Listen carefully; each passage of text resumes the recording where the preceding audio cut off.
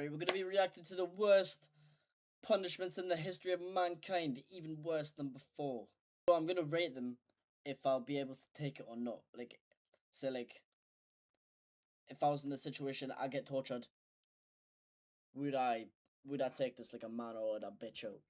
Involves pouring hot pitch or tar into a conical paper cap and forcing it onto the victim's head. The pitch was allowed to cool, and the cap was ripped off, removing skin and tissue from the victim's scalp, scarring him for life. It wasn't usually done with the intention of killing, but deadly infections after this weren't that uncommon. That's just light work. Also known as Gunga Rao, was mostly used in Asia, specifically India, and it consisted of killing the victim by crushing him with an elephant. There were two variations. Who would have thought? Who would have thought? Obviously, it's gonna be crushing that elephant on the foot, man. Of this. If the victim was lucky, his head would be placed on a pedestal and the elephant would crush it, instantly killing him. This wasn't that painful because the victim would die instantly, but the second variation wasn't as forgiving. Some royal members wanted to sit down and enjoy a long show, so they ordered the elephant riders to train the elephants to walk over non-vital parts first, such as the legs and arms. The person would get crushed over and over before the elephant actually walked over his head and killed him. Now you see that one.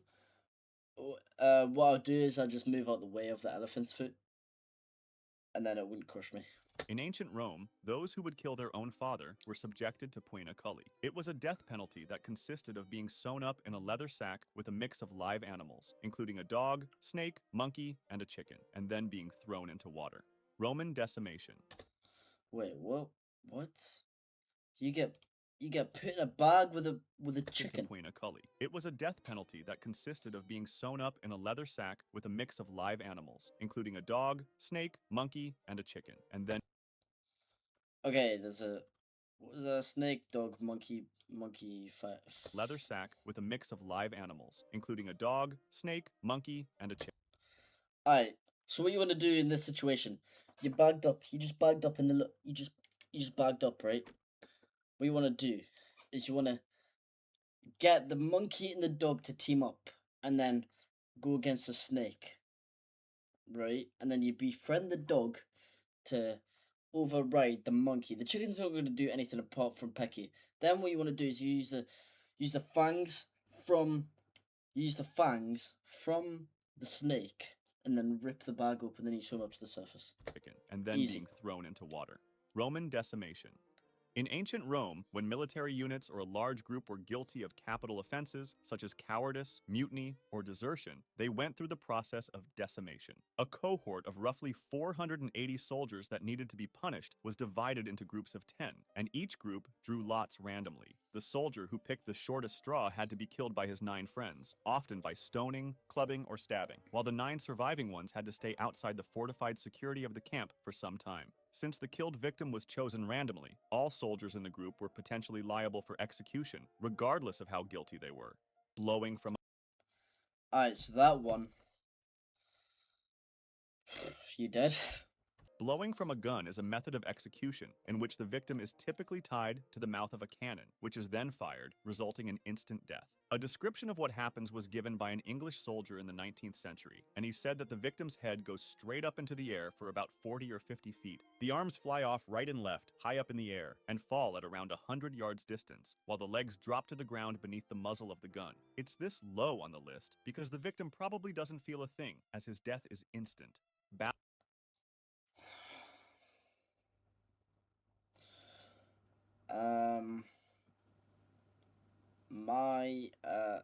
What I would do in this situation, I just wouldn't get in the cannon. Basil II's blind journey.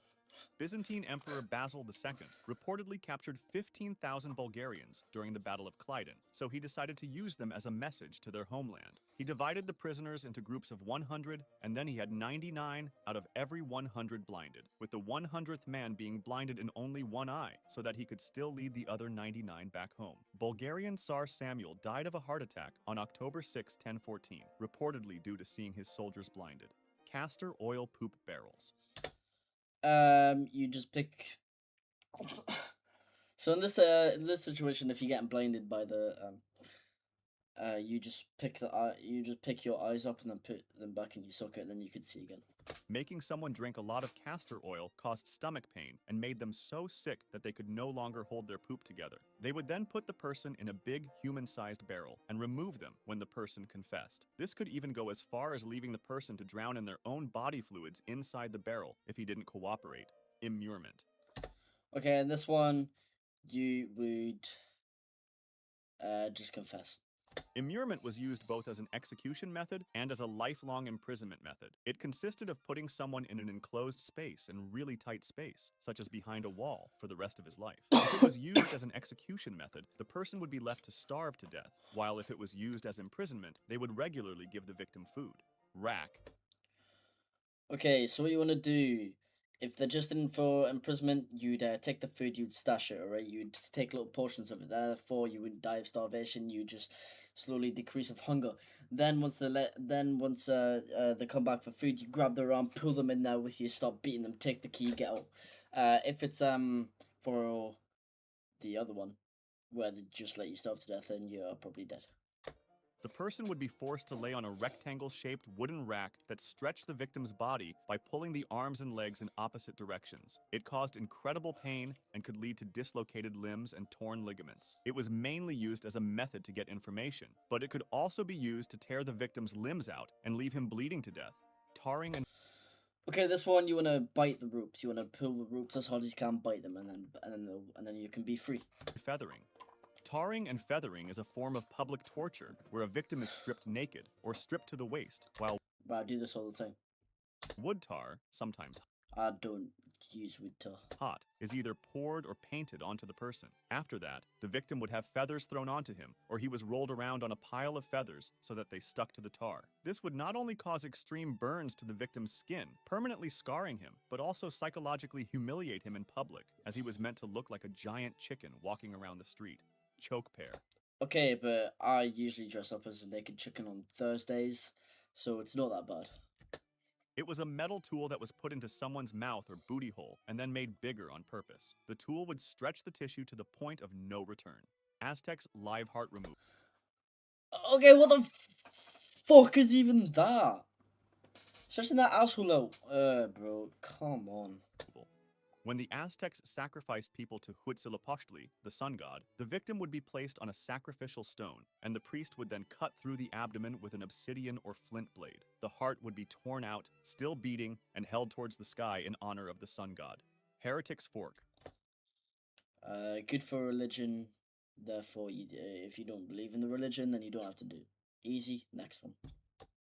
It's a collar with two sets of metal forks at each end. One set was placed under the chin and the other at the sternum, and the device was secured around the neck. This forced the victim to keep their head raised, leading to severe discomfort and sleep deprivation. The person would be asked questions or just be left there, while the fork slowly pierced through their neck and jaw, and this lasted until the victim could no longer hold their head raised, causing the fork to pierce through. Rat.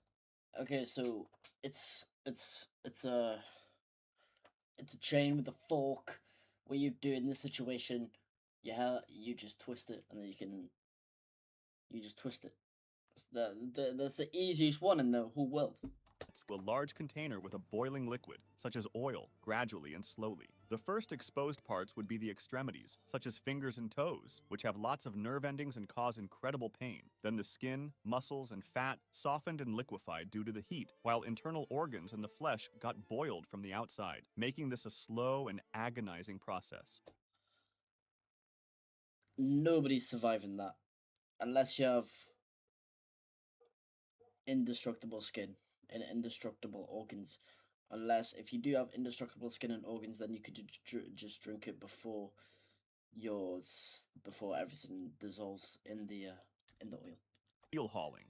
Keel hauling was a severe maritime punishment where a sailor was tied to a rope and dragged underwater from one side of the ship to the other, passing under the ship's keel. If the person did not drown or get vital damage from the rusty and sharp wooden body of the ship itself, they would just do it again until the person was no longer alive. It was feared for its Okay, so you just grew gills and you just breathe underwater and just not touch the boat. And again, it's with a rope as well, so you can just bite it. Unless there's something stronger, I don't know. lastration. This method wasn't always deadly, but in my opinion, it deserves this spot because of how brutally painful it sounds. Okay. It's the method of inserting a glass rod into a man. Why is it so popular to stick stuff in people's asses to torture them? That's just pleasure, bro. That's pleasure. Man's erect willy and then smashing it with a hammer, causing the glass rod to fragment Oh, so you put it in the penis now. That's even better. into multiple Continue. small pieces that shattered all over the insides. Bamboo through booty hole. A bamboo would Another one. Another one. Bro, just have sex. Just have sex. be put inside a person's booty hole, and it would be left there. The bamboo would grow really quickly inside the man, causing incredible pain. It was sometimes left until it exited from the other side. Spanish donkey. This was a sharp-angled wooden device on which the victim was forced.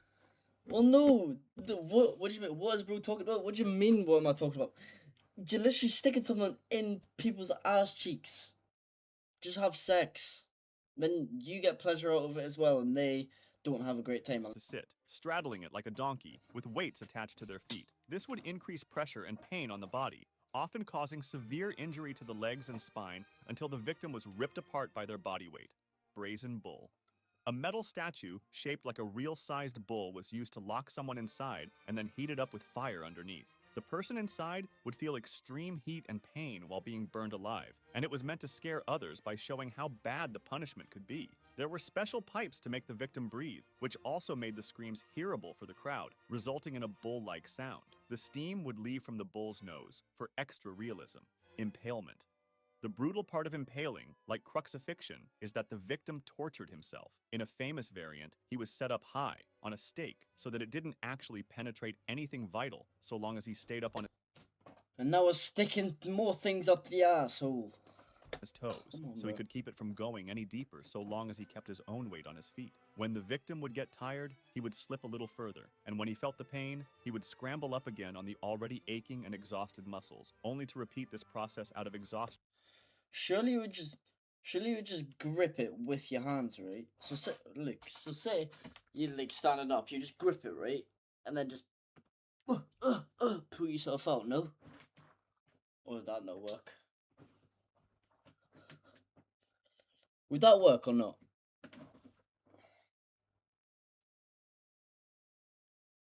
Would that work? A little later, and so on, until something vital got pierced. Another variant consisted of the Judas chair, a torture device featuring a pyramid-shaped seat.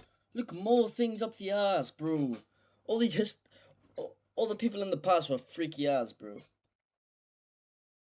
All the people in the past were freaky little boys. Where the victim was And placed girls. at the top, with ropes used to lower and suspend their body weight onto the sharp apex. The chair would slowly rip the person apart. Flaying. Flaying was a gruesome method where the skin was removed from the body while the victim was still alive. This extreme form of torture was used to cause intense, slow pain and suffering, eventually leading to death through shock or infection. The skin, lacking major blood vessels, did not cause rapid blood loss, so victims could remain conscious and endure prolonged agony. It was often considered a meticulous process, requiring precision and skill from the executioner, and rather than removing the skin in pieces, cultures sought methods to flay the victim more efficiently and completely, sometimes using substances like boiling water to facilitate the process. Blood eagle. This one was a brutal ritual where the victim's ribs were cut from the spine and spread out to resemble wings, while the lungs were pulled through the openings, causing a slow, agonizing death. It's short, but it's one of the most brutal ones, in my opinion. Lingqi. Also known as death by 1,000 cuts, it was a famous method used in China to prolong the suffering for as long as possible. There were multiple variations of this method, even though almost all of them included cutting the skin deep enough to cause incredible pain, but not deep enough to allow the victim to lose blood. In one variation, the victim was restrained, and an executioner would pull knives out at random, each with a body part on it. Left forearm, right thigh, left foot, neck, etc. Each time he'd pull a knife out, he would make a cut on that body part. This would continue until the executioner pulled out the knife with the heart on it, and that's when he stabbed the victim through the heart. In another variation, they would tie a fishnet tightly around someone's body and cut off the pieces of skin that popped up in the holes of the net. In the most brutal Ooh. version, they would bury someone up to their neck, make a cross-shaped cut at the crown of the head, peel the skin back, and pour mercury in the wound. The mercury, through its weight, would separate skin from flesh, and as the person struggled to unbury themselves, they would eventually leave their skin behind in the hole. Scaphism. This one is considered by many to be the worst execution method. In this punishment, the condemned person was placed inside a boat or between two boats, lying on their back with their arms and legs protruding through holes. They were force-fed large amounts of milk and honey, which induced severe diarrhea, and their entire body was smeared with the same mixture. This made them attractive to rodents, bugs, wasps, bees, flies, and whatever other animals lived near the lake. They would eat and bite at the victim. I actually remember when Scaphism happened to me. Really? Really? You went through this? Victim's flesh. And when the next morning arrived, the boat would be brought back to the coast, Bro, mods and they ban would that guy. force feed him another gigantic meal of milk and honey, also placing it on him once more. This was done on a daily basis to prolong the punishment for as long as possible. It was reported that the rats would usually try to go into the person's booty hole, and that the method was so long that it seemed to have no end, with a person surviving 17 days. This person reportedly had his entire face completely covered with wasp, and his flesh was rotting away, filled with swarms of parasites and worms, all while being covered in his own filth. Alright, that was the worst punishment in history. That was pretty brutal. Comment this down below. Comment down below what you think was the worst, and what one would you like to do? To be honest, I would like to do probably the elephant's foot. That's probably my one. But yeah, that was worst punishments. Like and subscribe if you enjoy this, and we'll see you in the next one. Bye.